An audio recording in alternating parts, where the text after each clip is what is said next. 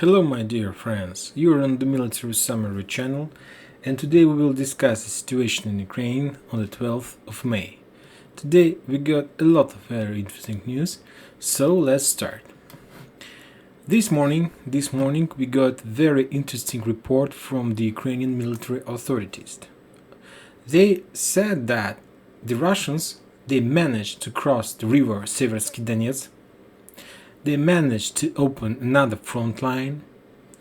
Also, the Ukrainian side, they told that the Russians, they're moving towards Lysychansk agglomeration from town Popasная. Also, the Ukrainian side, they said that the Russians, they're working in the Avdiivka, trying to create Avdiivka cauldron in this area, and many other things. Very interesting thing we heard from the Ukrainian military official authorities. So let's start discuss all these news one by one. And first of all, and of course, we will start from the very important news that the Russians, they managed to establish to cross the Seversky Donetsk river and to establish another front line for Ukrainian side.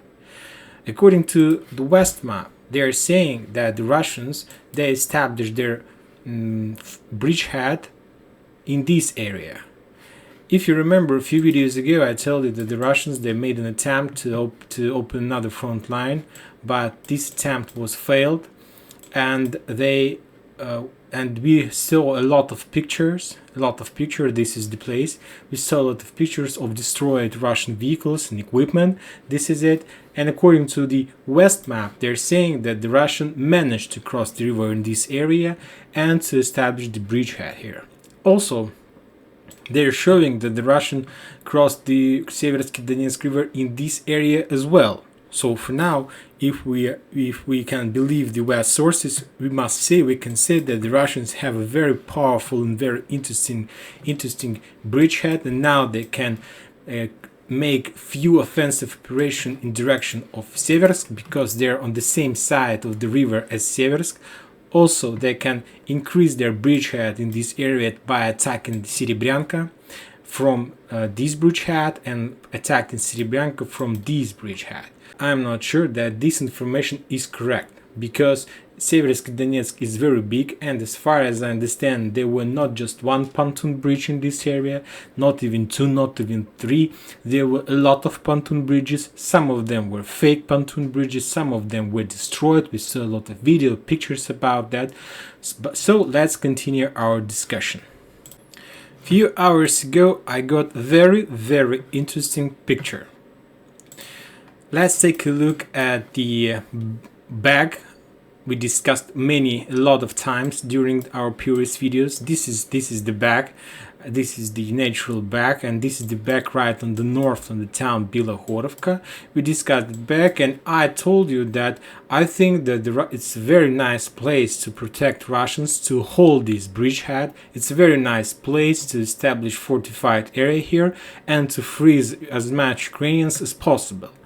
Then I got a lot of comments to my last video that the pontoon bridges in this area were destroyed and so on. So I would like to pay attention to this area one more time. Just take a look at this area. You see this interesting thing like a house, this forest. This is the place where the pontoon bridge was established. This is the coast of this river and so on. Now today I got very interesting picture. This is the picture of this place. You see this thing like building, like a house, yes? And the thing that you can see that there are very heavy clashes here. You see these black points on the fields, black points on these hills, black points on these things like a building. This is the place where Ukrainians attacked with their artillery. So we can see that there are very heavy clashes. I'm not saying that the Russians won this battle. I'm not saying that Ukrainians won this battle, but I'm sure that the Russians or they left this place or they're trying to keep this bridgehead. But the most important thing is this pontoon bridge. You see this pontoon bridge, right? And according to the information I got from the Russian sources, this picture was made yesterday on 11th of May. I'm not sure about the time when this pontoon bridge was established, but I'm sure that some of you can check these shadows on the river, and you can give us your opinion what time this picture was made. With help of this, we will be able to understand when this bridge was established, and we got a lot of pictures and video of this bridge when it was destroyed, so we can understand if it's true. But the Russian sources also, they're saying that exactly in this area there were at least 3 attempts to establish this bridge, and as they say that 2 of them was failed. This bridge was destroyed by the Ukrainian artillery, and just on the 3rd time they managed to build this bridge. I'm not saying anything about this area. As I told you, nobody knows. And the thing that scared me, that neither Russians nor Ukrainians says anything about this. The Russian sources, they're saying that, or the Ukrainian sources, they're saying that they're doing clearing operation in this area. The Russians, they're saying that they're doing breakthrough in this area. But I must say that there are very heavy clashes here. Very heavy clashes here, and the Russians, as far as I understand, they still want to establish control over this territory.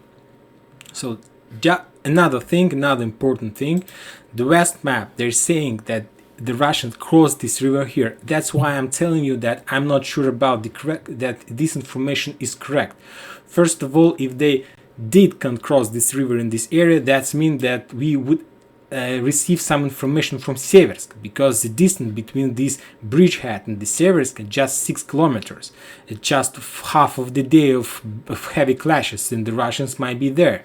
So I'm not sure about that. In any case, it's a very dangerous situation if that's true, but I think that the Russians, they established their bridgehead here and they crossed the river here, and now there is heavy clashes there, not there. But we'll see what's next. So one more time, let's take a look at this map. You see that, as far as I understand, the Ukrainians, they were trying to establish their eye position on these hills, and the Russians, they ruined these hills. They attacked by artillery, and as far as I understand, the Ukrainians, they didn't have any success to establish some positions on these hills. And as you can see, there are a lot of funnels on the field. That means that the Ukrainians were trying to attack the Russians in these positions using these fields, and this is the place where the Ukrainians were defeated by the attack of the Russian artillery. Also, as far as you can see, it's a very important thing, by the way. We see that, for example, there are a lot of funnels on this field. These all white spots, it's also funnels. If you take a look at this map, there is no white spot on these hills, and on this picture we can see them. We can see a lot of funnels here, but I tried to zoom the picture on this place where the Russians established their pontoon bridge. I don't see any funnels. Of course there are some funnels, I'm sure, but maybe the quality of this picture is not so fine, it's not so nice. But from this point of view, from this corner, I can say that this place was under very heavy Ukrainian fire. But we'll see what's next. Now let's update this map according to the information we have. So as we understand, the Russians, they established their bridgehead here, and they're controlling this territory. I'm not sure, we can't say that this operation is successful, or sooner or later the Russians will be defeated from this side, but we'll see what's next. Now we're moving towards Rubizhne, towards this area. As you can see, the West map, they have updated this map. As you see now, according to the West sources, they're saying that the Russians established control over more than half of this manpowder factory, more than half of Voyevodovka, and they're showing that the Russians started their storm and assault operation of Severodonetsk from many directions. I found a very interesting map about the situation. This map is the Russian sources map. This map shows the operation, how everything happened. As you can see, and we discussed it many times, the red the red color is the territory under the Russian control. The blue color is the Ukrainians. As you can see, and according to the Russian sources, most of the Ukrainians, they were moved towards toward the plant Zarya, and they were blockaded in this area. The Russians, they attacked from the south in direction of the town Yuzhne. Also, they crossed the forest on the north and attacked Voyevodovka. As you see, there was like few attacks, at least 3 attacks in this area. And yesterday we discussed that according to the Russian sources, they established control over the entire Rubizhne, Voyevodovka, and all these small buildings and small towns. According to this map, we can say that the Russians, for now, they control entire territory. And by the way, this evening, before I start preparing this video, another improvements from the Russian side came that they established total control over the Rubizhne area, and that they're now storming this Severodonetsk, and that there is few buildings in the suburbs of the Severodonetsk is already under the Russian control. So they're already in the city, not in the suburbs, not in the forest, but they are already in the town. Later that day, I got another very interesting map, and I remind you, don't forget that the Ukrainians were forced to move their reinforcement, their forces towards unknown direction. I told you that they moved their forces towards this area, towards Bilohorivka, to stop the Russian invasion and Russian penetration in this area. And also today, during the day, somewhere at noon, I got another map, another very interesting map. This is the map. This map was published also by the Russian sources. There was some legend regarding this map, but I'll try to explain to you everything I found out, and we will move all these necessary icons and lines to our west source map for better understanding. This is Voyevodovka and Rubizhne. The blue line is the current front line. As you see, the Russians, they established control over the suburbs of Severodonetsk in this area. So let's mark this important information on the west sources map, on this map. So we can say that the Russians established control over this territory according to this map. I'm not saying that this is correct map, but I found this map on one of very important and very well-known Russian sources Telegram channel. So we'll see. Another important thing about this map, you see that the Ukrainians, they established their fortified area near the town, near this town, and near this town. There are 3 towns. They established their fortified area, their defense position. So let's mark these towns on our map for better understanding. So as far as you see, the Ukrainians, they established their fire control position here. They established something like this in here and here. So this is the positions where Ukrainians are expecting the Russians, according to this map, of course. And also you can see these 2 arrows. The red one shows the direction of Russian attack, and the blue one is the direction of Ukrainian attack. I think you understand that this is our famous Bilohorivka. So according to this map, according to the Russian sources, the main battle for Bilohorivka has begun. The battle which determines the story and determines the destiny of entire Lysychansk agglomeration. So let's mark this information on our map. So according to these sources, the Ukrainians, they're throwing their forces in the direction of Bilohorivka, and the Russians, they're doing the same thing. So for now, the front line is here. So like 2 forces, the gray zone, the guys are fighting there, trying to establish control over this town. But as I understand, the landfill is on the Ukrainian side. So we can say that they have some benefits in this war. Another important update, another important thing that this map showed us, this red line. On these sources, it was pointed that this is very important thing. This is the artillery attack. And as you can see, the Russians, and it was confirmed by the Russian sources, that the Russians established fire control over the road that leads towards Bilohorivka. So according to this information, we can say that Bilohorivka and the reinforcement and the forces in this area are cut off from the Lysychansk agglomeration, at least for now. So the Russians, they're firing this area, and they fire toward this road, and this road is totally under the fire control.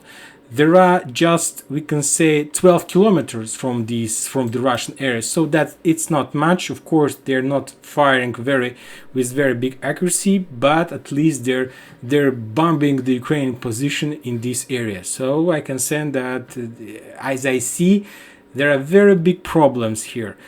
I can't tell you who is lying, who is telling the truth, but we see what we see. We see that the Russians, they achieved significant success in Rubizhne, Severodonetsk, and all this success, they achieved all this success just because of one thing, because an opening of another front lines, and because of that fact the Ukrainians were forced to throw their main forces to stop this attack, to block this attack right in their back. And for now I see that entire front line of Ukrainians in this area are broken. And as I see, sooner or later this entire frontline defense are going to fall. Now let's move to another important area, is Tashkovka Nizhnya. On this picture you can see this on the south. As you can see, by the way, also an important line, you see that Ukrainians, they stopped using this road because this road is under the Russian control, so that's why they're using this small road in direction towards Verkhnykamenka. From Verkhnykamenka they're moving to Zolotarivka, and if they have possibility, if they are able, they're moving further in direction of Bilohorivka. So everything is complicated there, everything is very dangerous there. I can't say that the Russians are winning this. If they were winning, they would announce that, and they were telling this every day about that, like they told about Rubizhne, that they took that Rubizhne was taken like 5 times during this conflict, Mariupol as well, and at the end they did that. But about Bilohorivka, there are no news. So that means that very heavy clashes are there, and from now on, there is no winner in this area. But we'll see what's next. So, for these purposes, let's move towards our Tashkovka Nizhnya. So, as I showed you, the Russians, they're moving in this area, and they're moving toward this road. And they want to establish control over Tashkovka, and as we know, they have established control over half of this town. We also we know that the Ukrainians, they're preparing their fortified area, their siege in the town Girske. Here they're trying to prepare a very powerful feast to protect themselves. And according to the Ukrainians, let's also update our Grachove for better understanding that this town is under the Russians. And according to the Ukrainian sources, and according to this map, and this information was confirmed by every side, that the Russians start the movement towards Lysychansk from the town Popasnaya. You see, they're moving in direction of Rubivka. As we discussed many videos ago about, you remember the video when I explained to you the Russians' position regarding the encirclement, operational, tactical, the tactical encirclement, and they told you that if the Russians are able to establish control over the Rubivka, that means that Ukrainian forces may appear in the tactical encirclement, and if we're talking about Zolotoye, they will be blocked and will be under the blockade. So we see that, at least for now, there are very potential cauldron in this area. And I'm sure that the Russians, if they are able to establish control over Rubivka, and no matter the success of the forces in Grachovo-Orekhovo, at least Zolotoye in this area, we can say that they're encircled. They won't be able to leave this area. They can use this road, of course, but this road is under the artillery control by the Russians. But we know and we see that the Russians are moving from Nizhny toward this road. So they want to cut this road and to create the cauldron in the Girske-Zolotoye area.